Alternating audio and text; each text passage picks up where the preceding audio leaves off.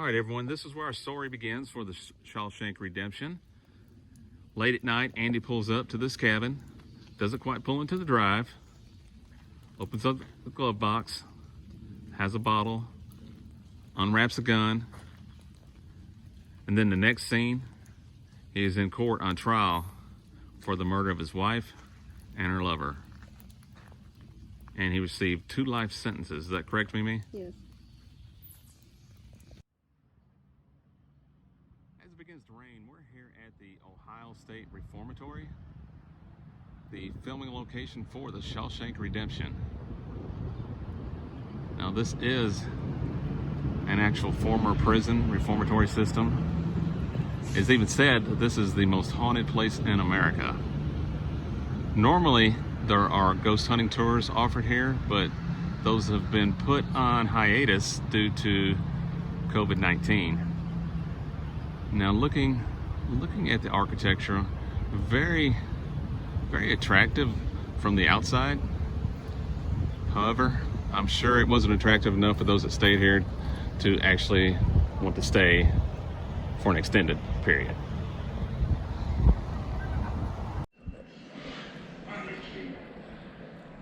Alright, so now we're approaching where Andy kind of went a little crazy and he locked himself in basically his office and started playing music throughout the prison, and we're actually going to get a chance to see that place. So here's the movie clip itself.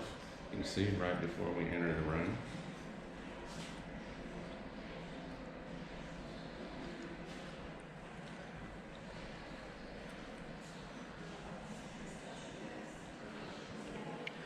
Here's Andy's desk, where he doctored the records for the Warden who laundered money. See his adding machine there.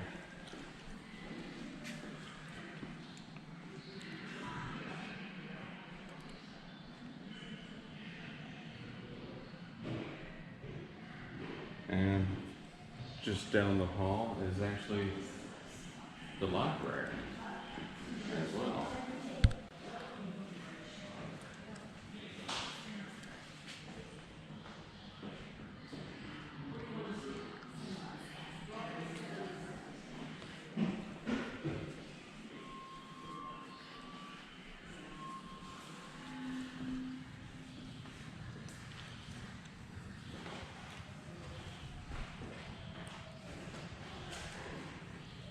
And there's a famous sign.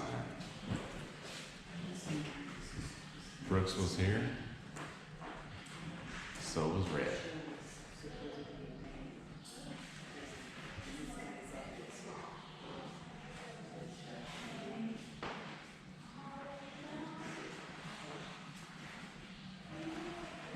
There goes Jake.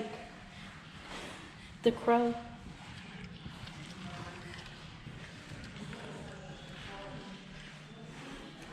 We'll move on to the Warden's office.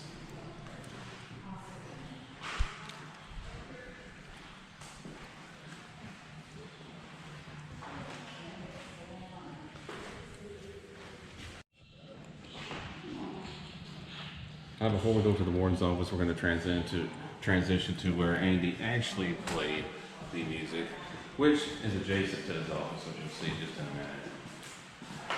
And this is where he played the famous music over the loudspeaker, and you can see the microphone there that went over the entire prison.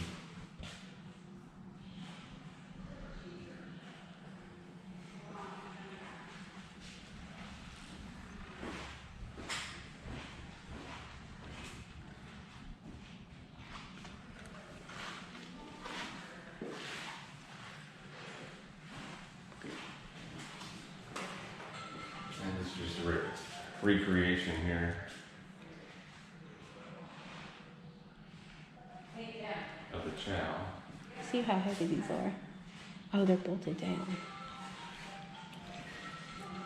Also, we'll get a shot of this door over here, this cell door.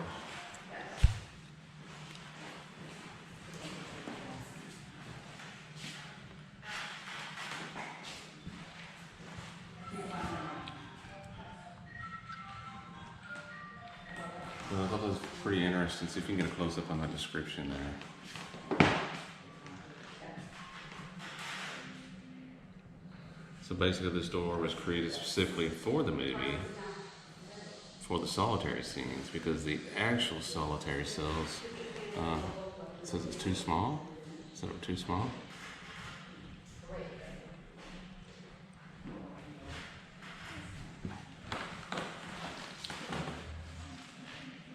And there's an interesting artifact over here as well. You see Andy Dufresne's name on it. And see the books and records from Brooks Library and were delivered in wooden crates.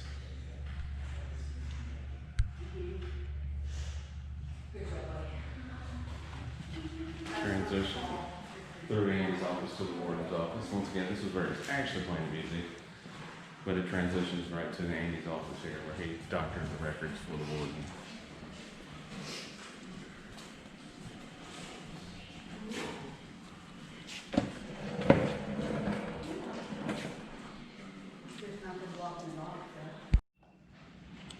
Now here we are in the warden's office. So just like it is exactly in the movie.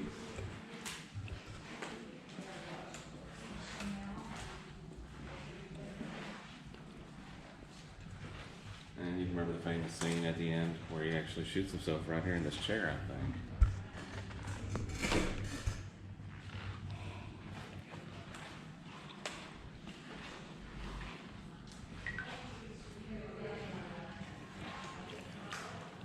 Another fun fact about the movie.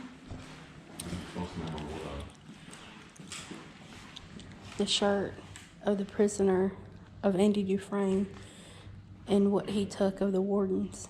And he left his shoes behind. Because nobody pays attention to what a man's shoes look like.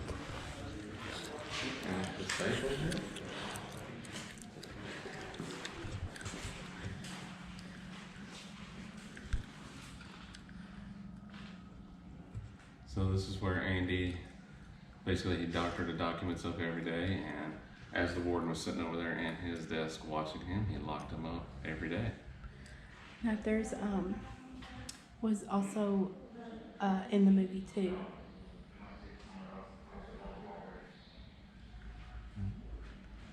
Hey, very interesting though. Let's get a shot of these. Shot of this. Just some legal code. Pretty cool. You know, the Bible was a big thing too, because the warden was always about the word of God in the prison. But yet, when Andy did it, there's the hole. There it is.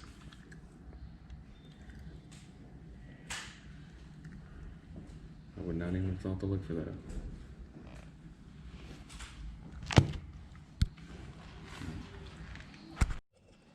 All right, now we're entering the parole room. I think my best memory of this is when Red finally went in for parole hearing the upteenth time. He basically was like... He was turned down twice for parole. Yeah. He basically like, I don't care anymore, just whatever, I did it. I've done my time. You let me go, you let me go. If not, whatever.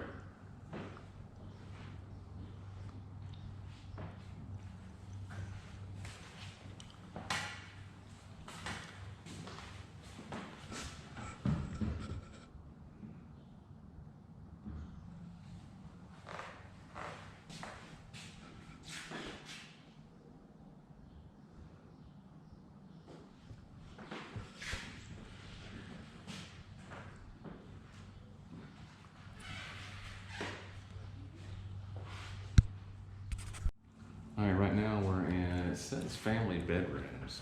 So I know there were families that lived here. I'm not sure if there were staff. I'm sure it was staff, but I'm not sure if it was the warden, correctional officers, or what. I just want to get a close of this just to show you how old this really is. You see some of the brick and some of the decay there on top of the roof. Just, like I said, they've done a really good job restoring this for the most part, but they are privately funded, so they've done a really good job of keeping the overall upkeep. But I like the way this is, just simply because it shows the actual age and the history of this prison reformatory itself. built-in shelves, storage.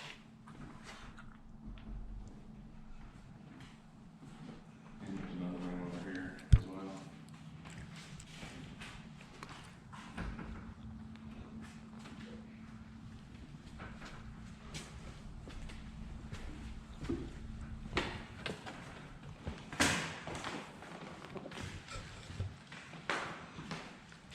Let's get a glimpse of the ceiling up there.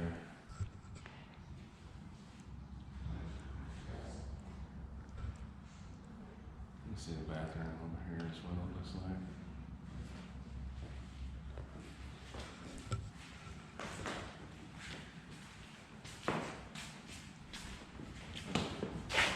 Pink tile. Which actually, I'm guessing that's actually new compared to the actual age of this place itself. That pink tile is probably 50s or 60s, which at that time I'm assuming it was some type of renovation. But to think that the pink tile there is probably the newest part of these areas.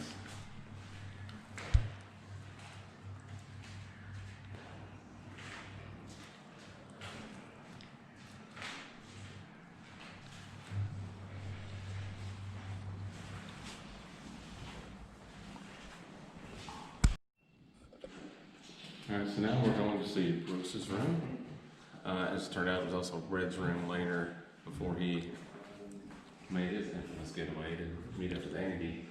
Now we're going to actually visit the exterior of the motel where the exterior portion of the film was shot, but the actual interior was actually shot here at the Ohio State Reformatory. So they set up one of these guest rooms to make it look like an inside of a rundown motel room. They did a pretty good job.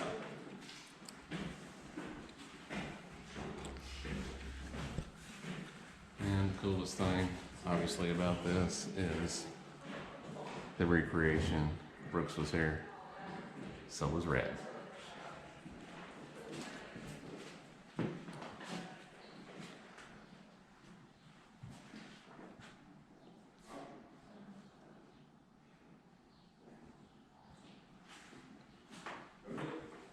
Shot in his bag here.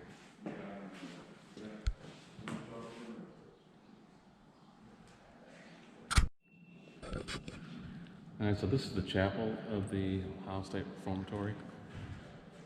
Maybe it says this was not used in the movie, but nevertheless, it's still cool. Because once again, this was an actual prison. So it's just so cool to see it in its natural state, because although it hasn't been renovated, it's in its natural state, and obviously you can see up there in the ceiling, decomposing, obviously turned apart a little bit, but for considering its age and not any renovation given to it, it's pristine, to make a long story short. You're seeing it in its natural wonder.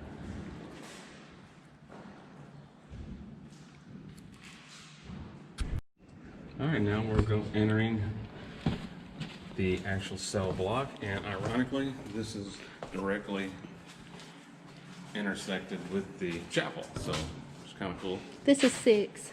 We're on tier 6. Tier 6 means we're at the top. Okay, awesome. So if you would, maybe get a shot looking down. Ooh. So talking with the tour guide on our way in, she said that this was the largest cell block in the world. Largest standing cell block in the world. And as you can see, we're on the top floor. Mm-hmm. This is 6 tiers. This reminds me of giant bird cages. Our Here's a cell we can enter. Let's look in this cell, see if we can get some light in here. Yeah, I need light. It's dark. Okay, get some light going in there.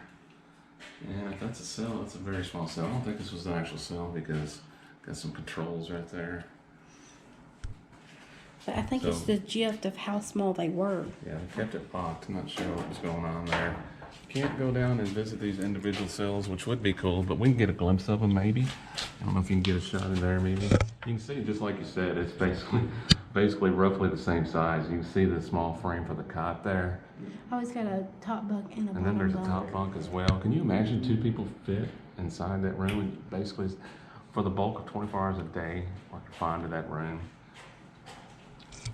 And then right next to it, as you can see down through there, you can get a glimpse through there. Get enough light.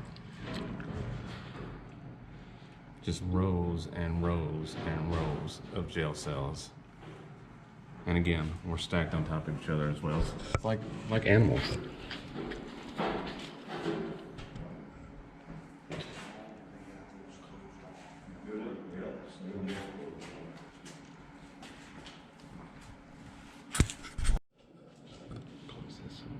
Okay, everybody, so we're on tier 4. I said tour 4 because we've actually ventured off the tour route itself, and we found some access to some of the cell blocks. So we're actually in a cell block right now on tier 4, and you can see how small it is. There's 2 bunks in here, a sink, a toilet, Ugh. and that's it. A stool, a pillow. I'm gonna guess this is roughly Sheets.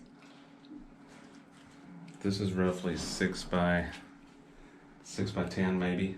I don't even think it's 6 by 10.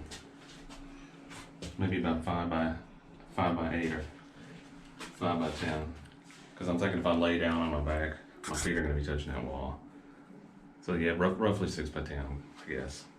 But can you imagine being confined to this? 2 people together. And then all of these cells, as you see when we walk by, are all next to each other. You can hear everybody else as well, probably making all kinds of noises. Wow, I guess a mirror there to shave, I guess. Comb their hair. That's it.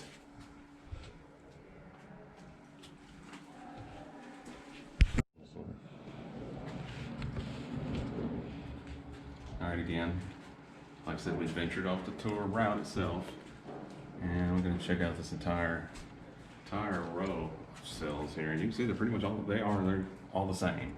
It's just amazing. 2 bunks each,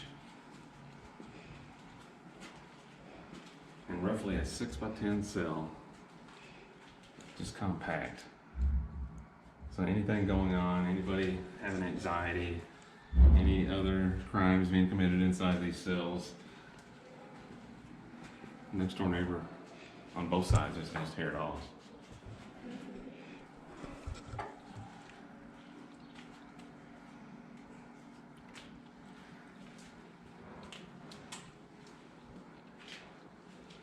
And what's really cool is you can look at these cells, just see the paint chipping and the rust. Like I said, just kind of the state, their natural state, have not been restored, which is a good thing. Because in all honesty, I'm not sure what kind of condition these cells are in, people living in them. And I'm gonna take a wild guess. I'm also gonna guess that could be lead paint that's actually chipping up there. So can you imagine being in a cell 30 years, that small? Most likely lead paint that does, who knows, to your brain cells. It's definitely a carcinogenic agent.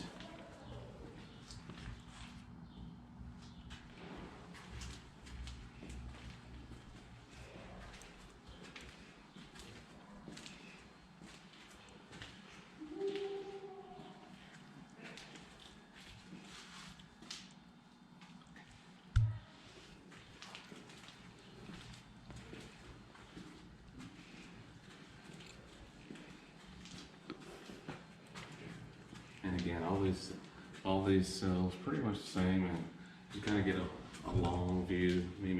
We're about halfway down this tier right now. So, if you let's look inside this cell there. We can get some light. Can you see that? I don't know if that's a painting or somebody carved that skeleton there, that skull face into the corner there.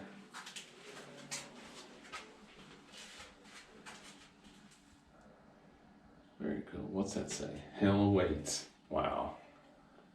I can imagine so. That's probably all those prisoners. That's probably all they had to wait on. I love Donna. 1966. heavy metal, so I'm guessing probably somebody from the 70s.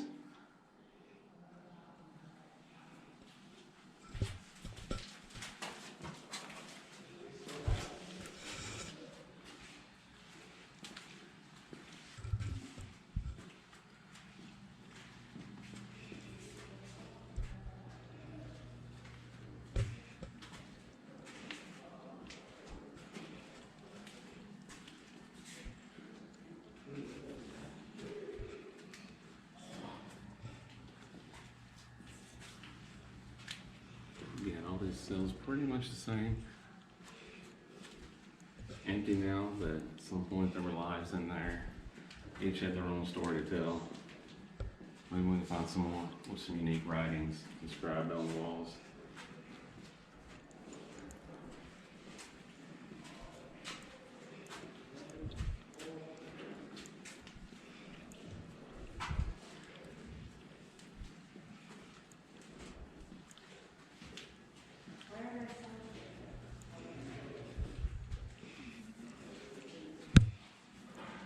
So we're just about to the end of Tier 4.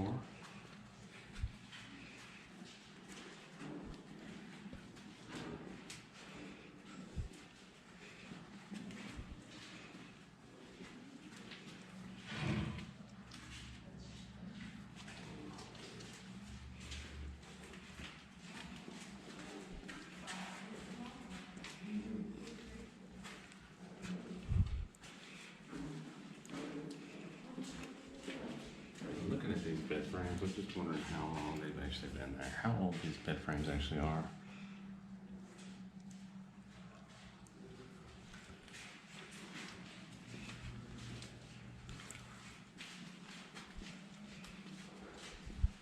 Alright, so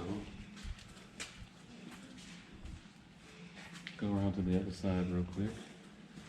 Sure, we're going to see more of the same.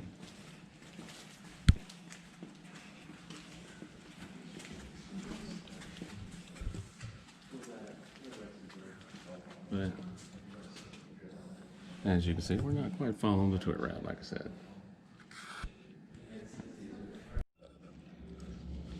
All right, again, Tier 4.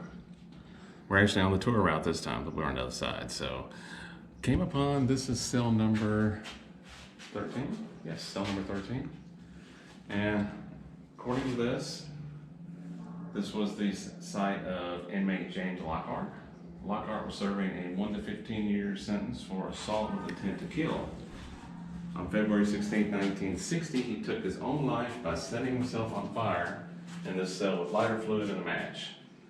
He was only 22 at his time of death. So right here in this very cell, basically an inmate committed suicide.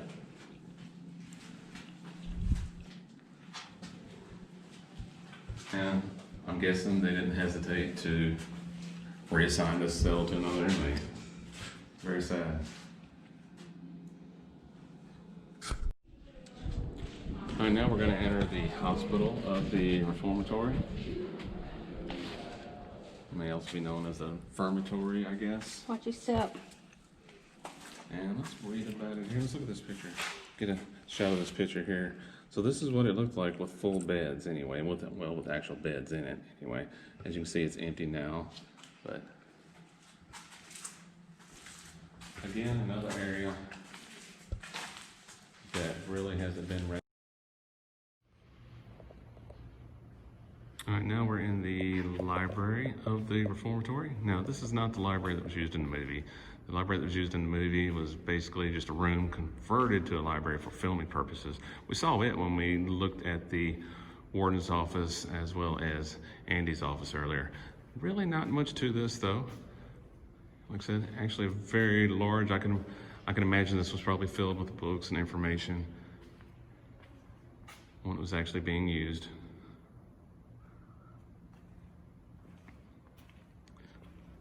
Again, not a lot of detail as far as restoration in this area.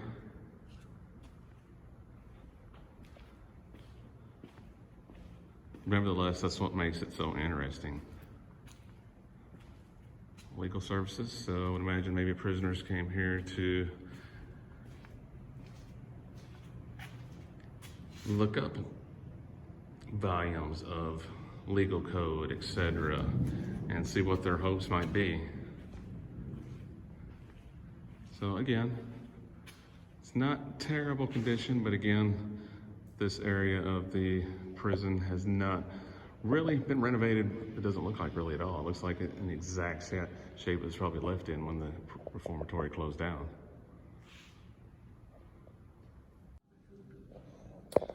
All right, so now we're going to enter the hospital of the reformatory. And as you can see, it's empty, but we're going to get a shot. There's a picture over here of what it did look like when it actually had beds in it, so if you can get a glimpse of that. It's a nice little sick bay infirmatory for a hospital, I guess. Probably not the most modern, but nevertheless, prison's been closed for some time. So as you can see, not a lot of remodeling here, probably zero remodeling, but at the same time, you know, that's what makes it so exciting, is to actually see it in its natural condition. It's not been renovated. Everything you see here is what it looked like. The exception of, obviously, you know, it wasn't this bad condition, but the materials that comprise this hospital inside the reformatory when the reformatory was actually in operation. And of course the iron bars, everywhere you go. It is a prison, by the way, so.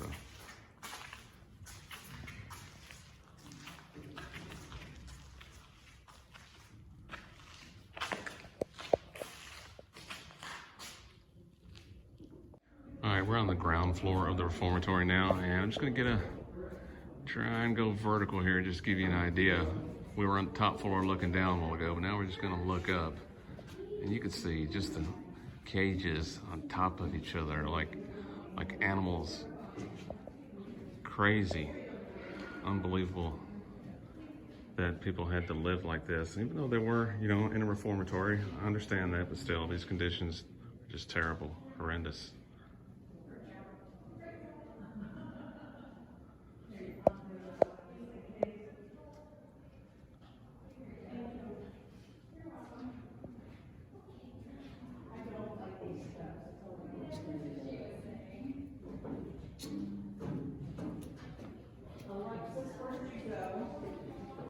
All right, so now we're gonna enter the showers of the Ohio State Reformatory. And Mimi, you know, on cue, she's gonna actually, All right, now we're gonna enter the showers of the Ohio State Reformatory. And basically this is a prison shower. This is also the scene where some of the scenes from Shawshank Redemption were filmed as well.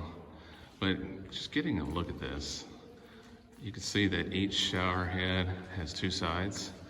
And I'm just guessing by the way those cell blocks were stacked on top of each other, that basically you had a prisoner on each side. So I'm assuming that this was cram-packed, virtually no privacy. I can't even imagine, you know, the humility. I just can't even imagine. Mimi, what were you saying about the filming here? This is where Andy met Boggs for the first time. Was getting hit on by one of the sisters. Even though Andy wasn't one of the sisters, Boggs didn't care. So this is the shower where that scene took place. However, in the movie there wasn't hot water, so they had to call the local fire department to run a hose through that window to the end of this pipe to have water running. And then they put dry ice in those vents to make it look like it was hot water, and it wasn't. So they did a pretty good job staging the scene. But again, I can only imagine the real life scenario of having to, you know, humble yourself and take a shower here. Just unimaginable. Transitioning from the shower area, we entered the furnace area. And the furnace area has a very famous scene from the movie as well. And actually, it's from where Andy had to defend himself from the sisters using a rake. So this is the actual scene, or the actual location where that scene was filmed. Mm-hmm. All right, this is the prop for the pipe that Andy tumbled through when he escaped. It's actually filled with sawdust, chocolate syrup, and water to create the appearance of sewage. The prop is only about 18 foot long, yet Andy crawled to freedom through 500 yards of smelling foulness that I can't even imagine, so says Morgan Freeman. But this is the prop. So when you see the end scene of him tunneling through the pipe, this is actually what it was. Some interesting tidbit is here as well. So again, they said it was only 18 foot long, yet they made it look like it was 500 yards of pipe. So just kind of read that a little bit, and then you can kind of Google the information. But very interesting. So it made it look bigger by the small cone on top there. Very interesting. All right, related to the pipe that we just looked at, we're going to look at the actual hole, or the prop that was the hole in the wall that led to the tunnel. As you can see, the famous scene from the movie. This is it, basically. This is what you see in the actual movie. It appears in the movie that it was a tunnel through the wall. This is actually just a prop there. Nevertheless, very cool, very realistic. Over to the side.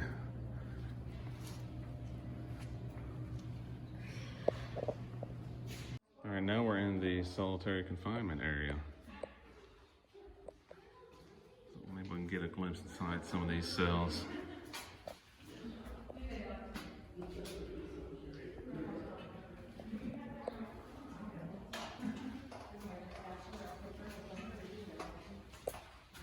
Wow. Okay. So not a whole lot of light in here, and that's the way it's designed, actually.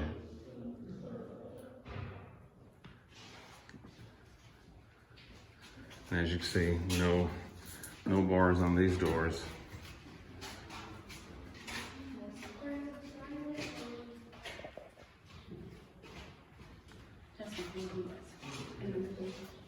This would have been Andy's cell.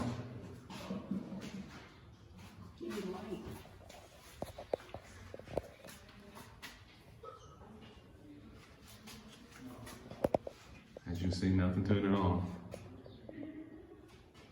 Just 3 walls and a door, an iron door, toilet, a sink, and a cot. Nothing but darkness. No way to tell what day of the week it is, or if it's day or night. And we got a whole row of solitary confinement cells.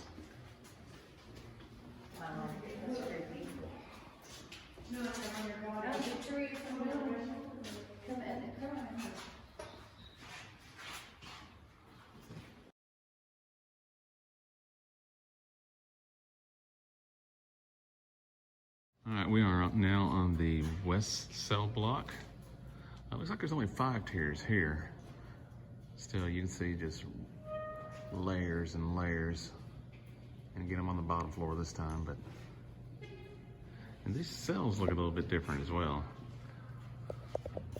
Look at these cell doors. Yeah, can't even move that.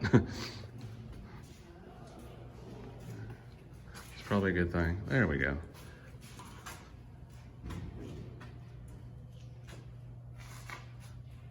Get a look inside of these cells if we can. A little dark. See if we can get a better glimpse than some others.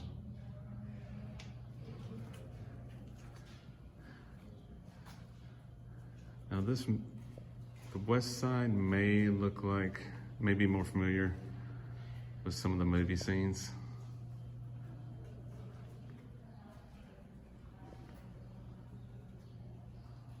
Again, just massive cell block.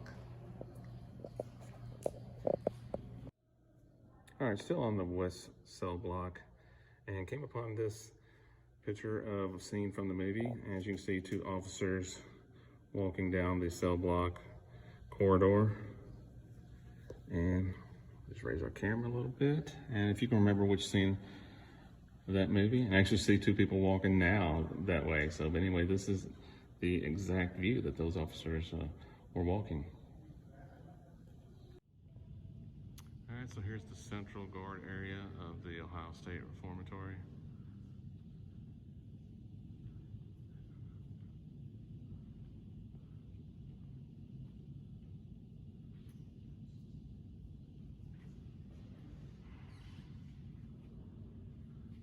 Also used for inmate visitation.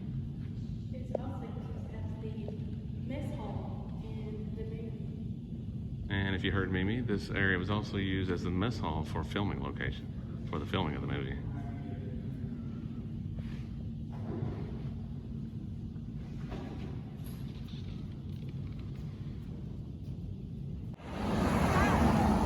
All right, now we're going to visit a few places of life after Shawshank. This is the bank that Andy visited, where he withdrew money that he basically swindled the warden out of, who was also swindling others. And how much did he leave with, Mimi? $370,000. $370,000. He made a new life. He used the name Randall Stevens. So this was one of his first stops on the start of a new life after Shawshank. All right, now we're at the Bisman building. This was used as the exterior filming portion of the motel that Brooks and Red both stayed at. The interior of the motel was filmed at the Ohio State Reformatory itself. Again, only the exterior of this building was used, and you can see they set the prop up for the Brewer Hotel, but it wasn't actually a hotel here. And you can see a picture of Brooks inside the door there. All right, this is the site of the park bench that Brooks sat on after he was paroled. He was sitting here in hopes that his bird Jake would return, and he got dejected because unfortunately Jake never did return. Is that correct, Mimi? Mm-hmm. It's a replica bench. Okay, this is the replica of the bench. The original bench was actually over here in the gazebo. Is that correct? Yes. Okay. So the original bench that Brooks sat on in the filming of the movie was actually here in the gazebo. Mm-hmm. And they had built a replica in the park. Mm-hmm. Yeah. All right, now we're at the site of KV Market. KV Market is the market that both Red and Brooks worked at after they were paroled. Now, there might be a few memorable lines. I think the brochure says, make sure you double bag it. The memorable line for me is, can I get a bathroom break? Now, this is Carousel Antiques. This is where Red had stopped and peered through the window and found the compass that eventually led him to the oak tree that Andy had told him about.